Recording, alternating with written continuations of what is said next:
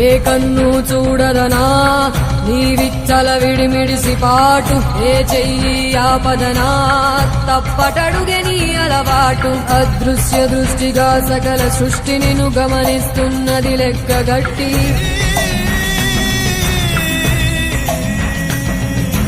ఎంత బతుకు నీదెంత బతుకువో గుప్పెడు మెతుకుల కడుపు కొరకు ఇన్నాటలు వేడి